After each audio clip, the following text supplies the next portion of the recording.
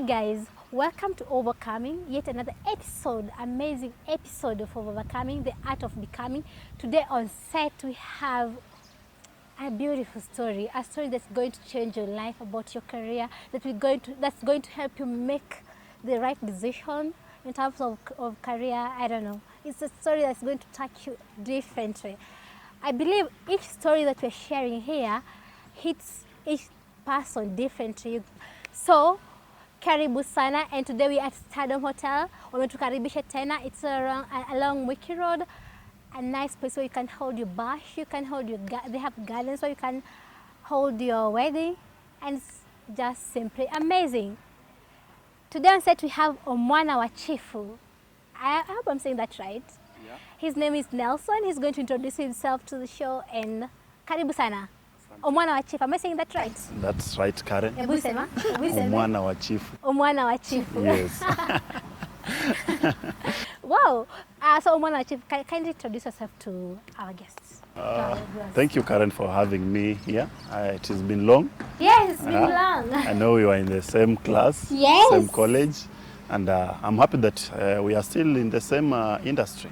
Yeah, my name is Nelson Andati.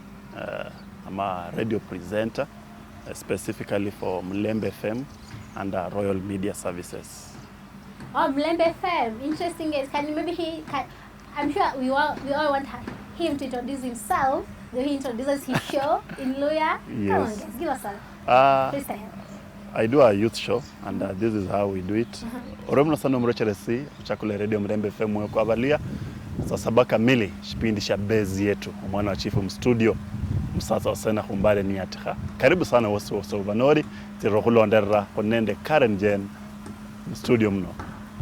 Najua imewapita. I mean, nimesikia, and I'm not going to translate. If you want to translate, comment below and then I'll translate to you on the comments section. So, Nelson. Yes. Journalism. I know to require the same class, which is interesting. My story, me landing on media is different from yours. How did you know you want to be a journalist?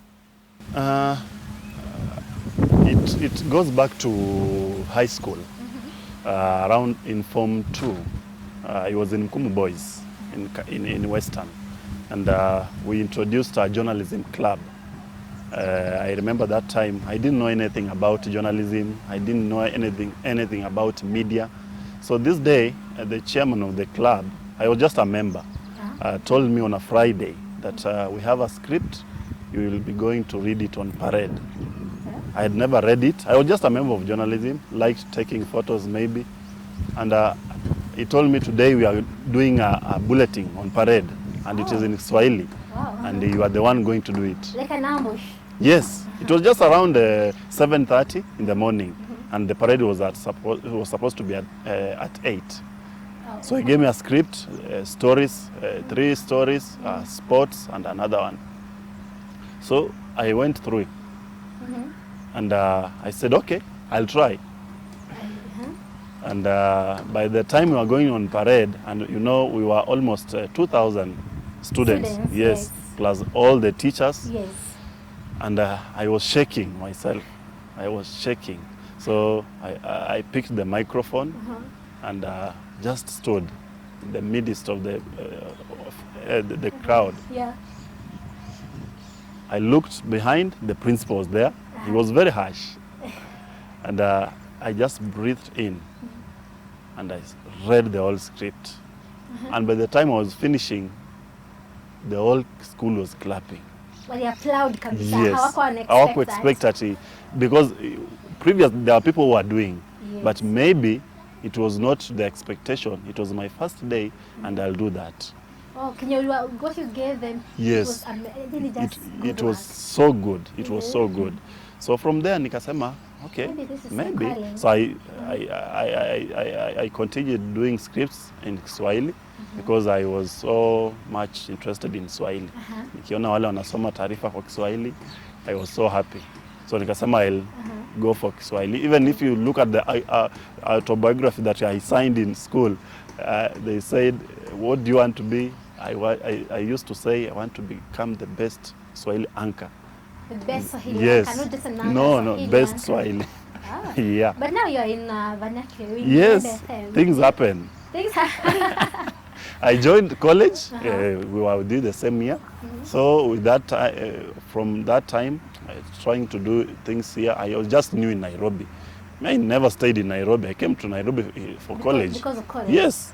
Oh. I was never in Nairobi. So I'm sure those stories and, you can relate to. yeah, and you know, in class kuna wale wenye wamegrow Nairobi, unasikia wanaongea mambo ya studio. You are just wondering. But all along I knew I'll get somewhere.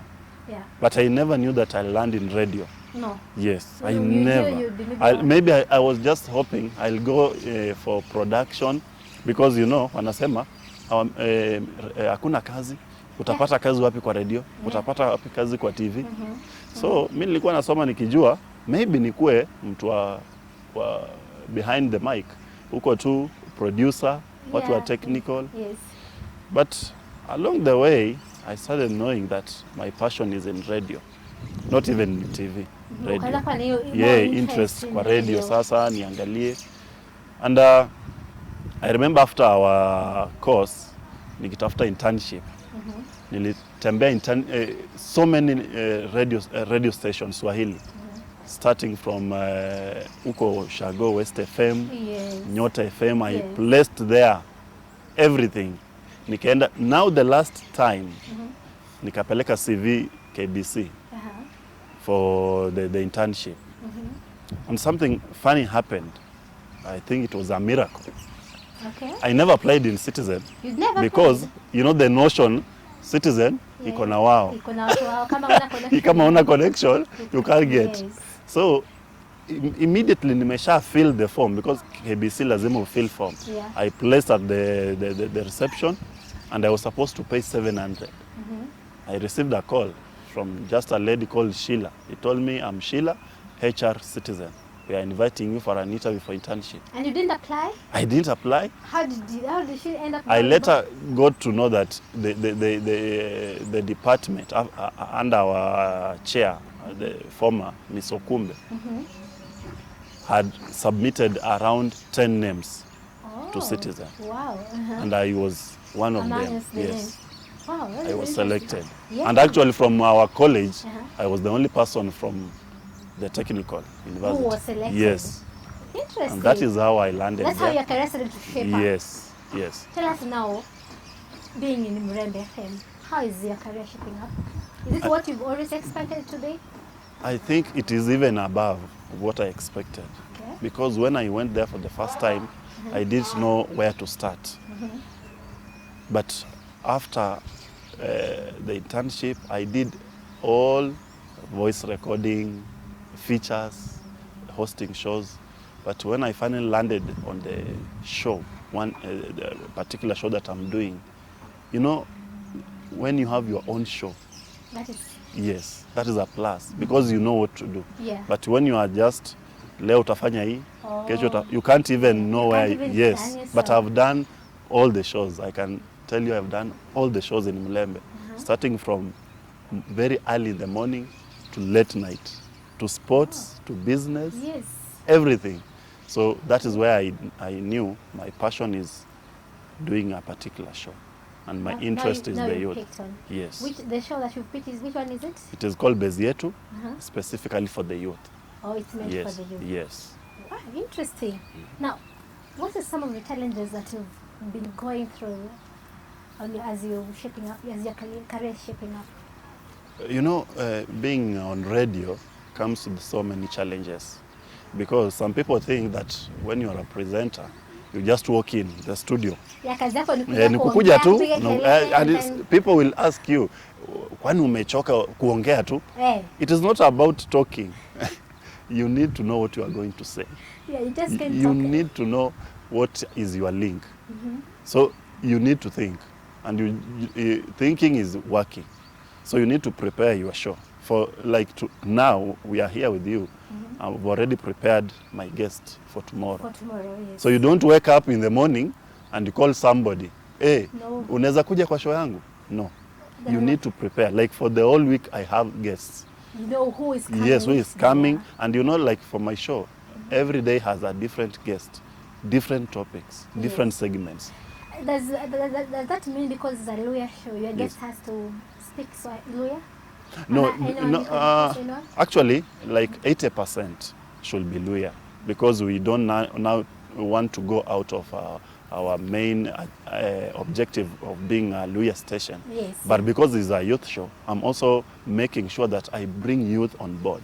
Because Yes. most of them, maybe they'll say, I don't know Luya.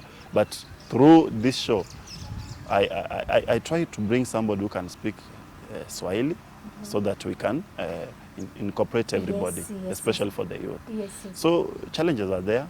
You know, one thing, people know you, so you need to know how you'll relate with them, Yes. especially mashinani. Yeah. You go there, people Kuna expect a lot of Yeah. expectations. Ni kama umekuwa Ni kama umekuwa sasa MP. MP. When you are there, sasa kila mtu anataka Omwana wa chifu tusalimie nini. But you know, ukishakuwa pale, you know how to deal with them. Yes. You don't go there, you start bragging. No. Yeah. So you just know how to relate. And the challenges are there. Sometimes you can just wake up, your guest is not there. Last So minute. if, yes, not even, I think we can, the last minute.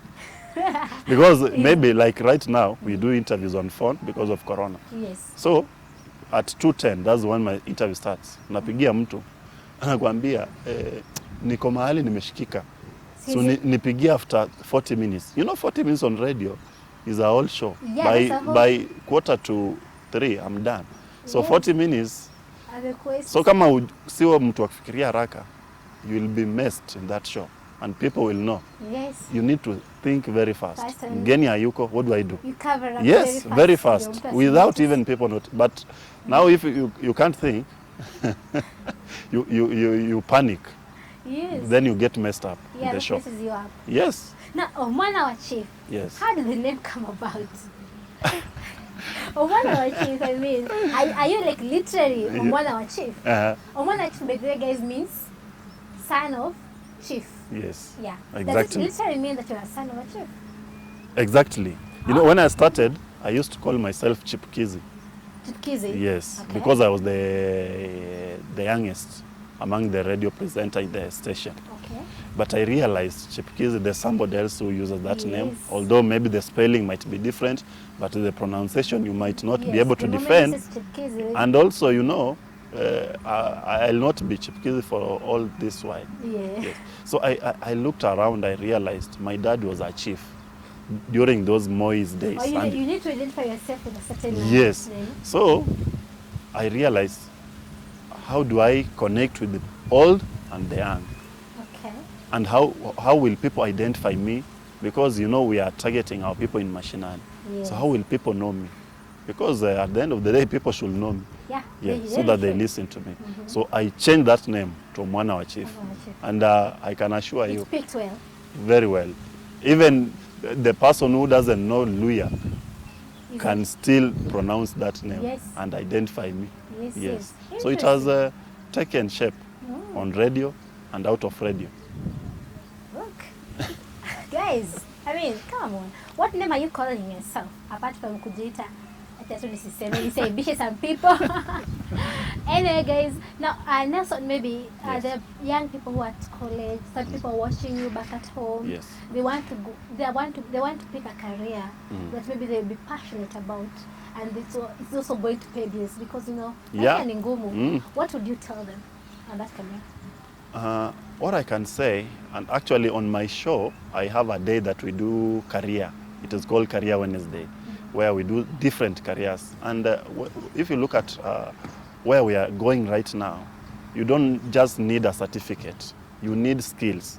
Because look at you, Karen, right now. You have a certificate, yes. But you are implementing the skills.